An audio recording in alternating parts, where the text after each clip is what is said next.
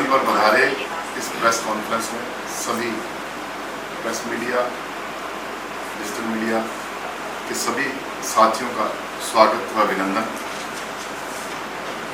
जैसा कि आप सबको पता है, शहर में ऐसा आयोजन जो पिछले कई वर्षों से संपन्न होने जा रहा है, ये आयोजन कुछ विशेष महत्व का आयोजन है और इस आयोजन का उद्देश्य भी बड़ा ही सामाजिक संदेश को देता हुआ कि इस सावन की शिवरात्रि पर 251 यजमान एक साथ पार्थिव शिवलिंग की पूजा और उसके रुद्राभिषेक का कार्यक्रम, जो कि अमर पैलेस में रात्रि 8:15 बजे महाशिवरात्रि 15 जुलाई यानी कि शनिवार को संपन्न होगा। इस कार्यक्रम में हमें पंडित मदन लाल जी खंडेलवाल का सानिध्य रहेगा। उनके सानिध्य में ये पूरा आयोजन संपन्न होगा। इस कार्यक्रम के बारे में विस्तृत रूप से बताऊं तो इस कार्यक्रम की तैयारियां तो लगभग पूर्ण कर ली गई हैं। 251 यजमानों की लिस्ट भी लगभग हमारे पास पहुंच चुकी है जो इसमें भाग लेंगे। इसके अलावा भी काफ़ी नाम और भी हमारे पंडित जी के पास आ रहे हैं। शायद बाबा की महिमा रही, बाबा की कृपा रही और हम 251 से भी ज़्यादा यजमानों को इसमें बिठाने का प्रयास करेंगे। और इस कार्यक्रम के मुख्य अतिथि भाई जयदीप जी बिहानी, राजकुमार जी जौब, संदीप शर्मा, कृष्ण जी रणवा, हेमराज जी चौधरी और कार्यक्रम का शुभारंभ माननीय जिला कलेक्टर महोदय श्री सौरभ जी स्वामी और जिला पुलिस अधीक्षक परेश देशमुख अनिल जी करेंगे, जिनसे हम मिल चुके हैं और उन्होंने भी अपनी स्वीकृति इस कार्यक्रम के लिए दे दी है।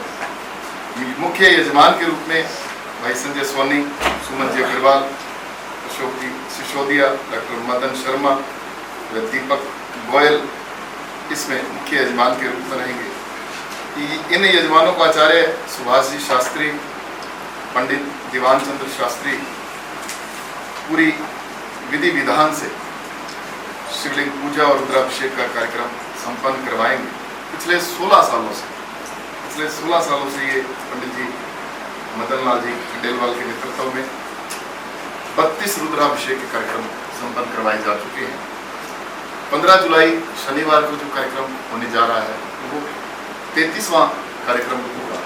और जैसे मैंने बताया कि इसका मुख्य उद्देश्य शहर की सुख शांति, समृद्धि और सबसे बड़ी बात जो आज जो विपदा हमें दिख रही है, चाहे वो हनुमानगढ़, सूरतगढ़, गंगागढ़ की बात करें, जो फ्लड या पानी की बात पिछले 2-3 दिनों से चल रही है, तो भोलेनाथ से इसकी भी प्रार्थना करेंगे कि हम सुख शांति से कहीं भी, श्री गंगानगर हनुमानगढ़ ही नहीं पूरे देश में भी जो भी आज बाढ़ की स्थितियां बनी है, बाबा से यही प्रार्थना करेंगे कि वो स्थितियां विकट ना हो।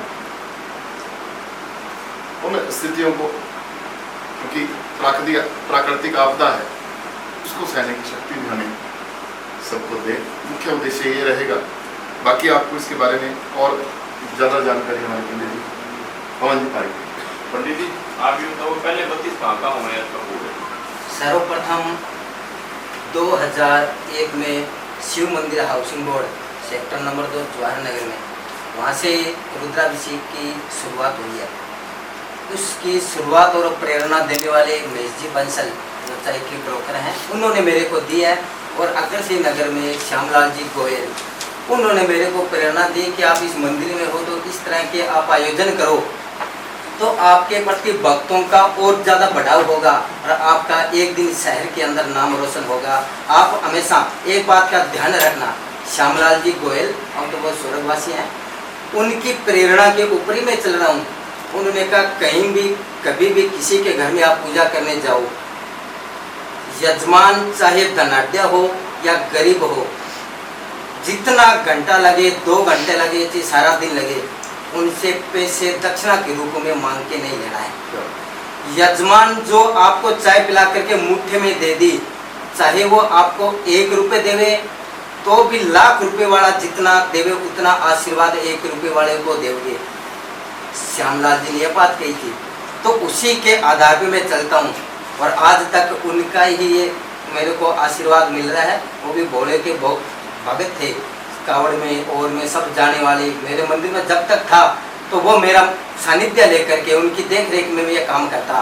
5 साल पहले वो स्वर्गवास हो गए तो बड़ा आयोजन हुआ था गौशाला में, उसके अंदर तक वो अपनी भूमिका निभाई थी। उसके बाद में हाउसिंग बोर्ड के बाद में स्वामी समाज सभा, उसके बाद में 2-3 बार श्री गौशाला सुखाड़िया सर्कल के अंदर भी 500 यजमानों का मैंने प्रोग्राम सुखाड़िया सर्कल गौशाला में किया था 2018 में।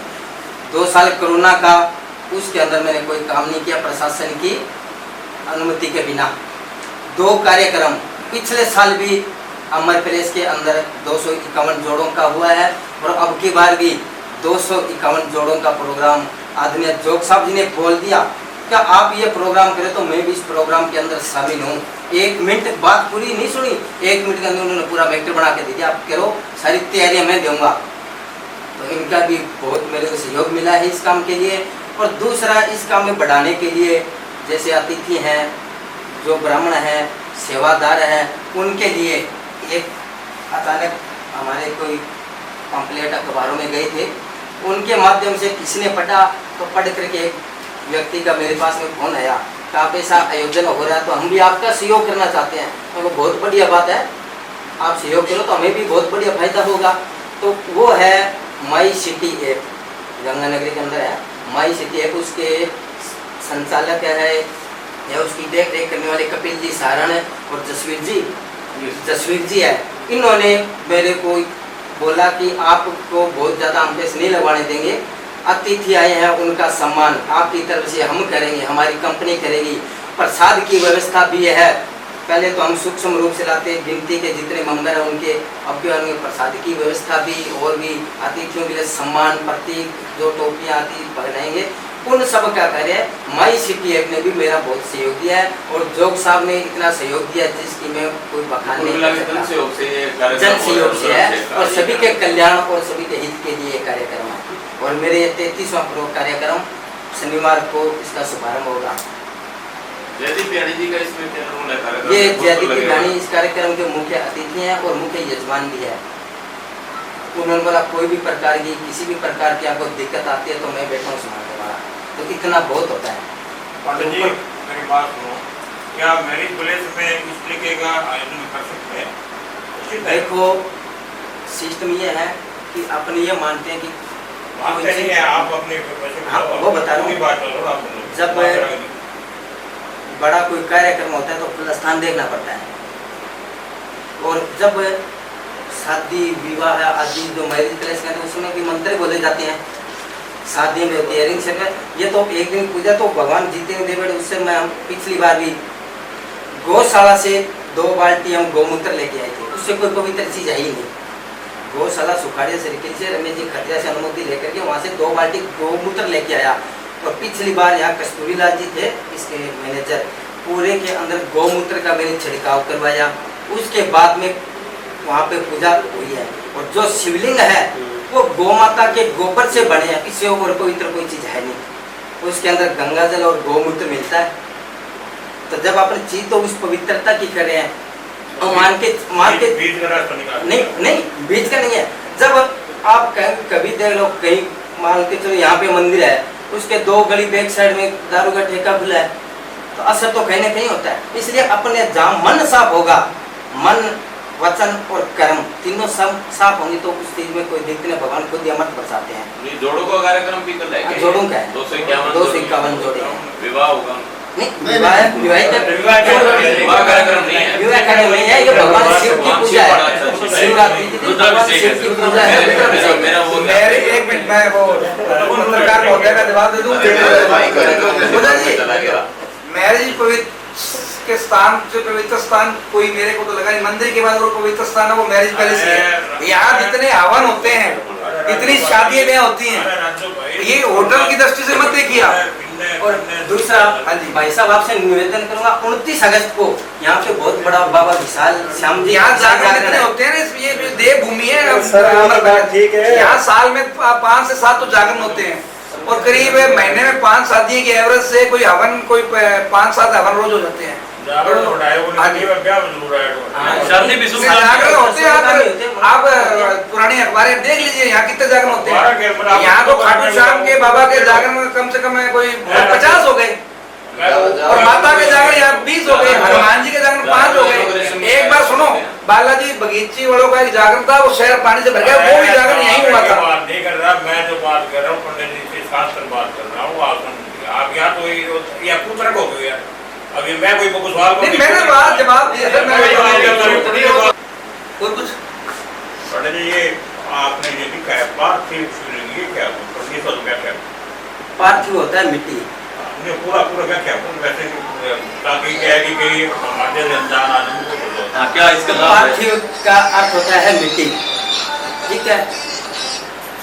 द्वापर त्रेता युग के अंदर, उस समय तो जैसे इतने मंदिरों का निर्माण नहीं था, त्रेता युग के अंदर और शिवपुराण के प्रथम, द्वितीय, चतुर्थ, पंचम अध्याय के अंदर इसी पार्थिव शिवलिंग की महिमा का वर्णन किया गया। तो इस मिट्टी की शिवलिंग की जो पूजा करने से और एक जो मंदिर के अंदर नर्मदेश्वर आदि पूजा करने से, इस मिट्टी के शिवलिंग पे अगर उनका निर्माण और उसकी प्रतिष्ठा और उसका पूजन करने से हजारों गुना फल मिलता है। और पहले ऋषि मुनि क्या है, मंदिर होते नहीं थे, जहाँ समाधि लगा के बैठ गए, नदियाँ नजदीक होती, मिट्टी को इकट्ठा किया, बनाया शिवलिंग, ओम नमः शिवाय करके उसी नदी से वो जल लेते और उसी नदी के अंदर उसका विसर्जन कर देते। और पार्वती मैया ने खुद ही मिट्टी के शिवलिंग बना करके भगवान को पुनः प्राप्त किया। और उन्होंने भी मिट्टी की शिवलिंग बना के पूजा की।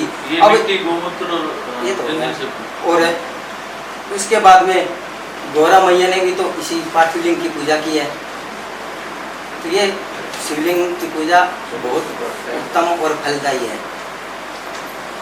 तो ये इसमें रुद्राभिषेक आप लोग कर रहे हैं। हाँ जी। इसमें कितने हैं कि उसमें सामग्री?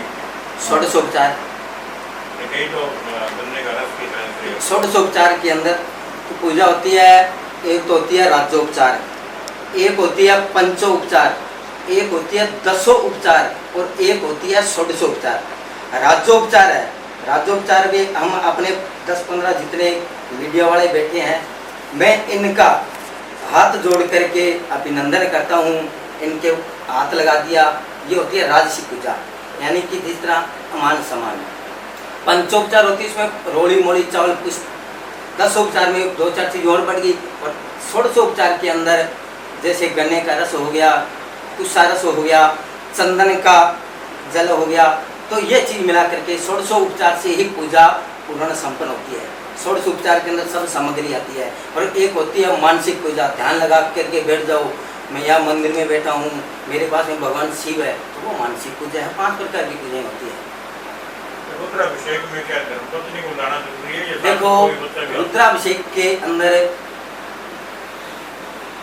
जिसका विवाह हो चुका है, वो पत्नी सहित आए तो बहुत ज़्यादा फल की प्राप्ति होती है। अगर व्यक्ति अकेला भी करवाए तो भी उसके मनोरथ पूर्ण होते हैं।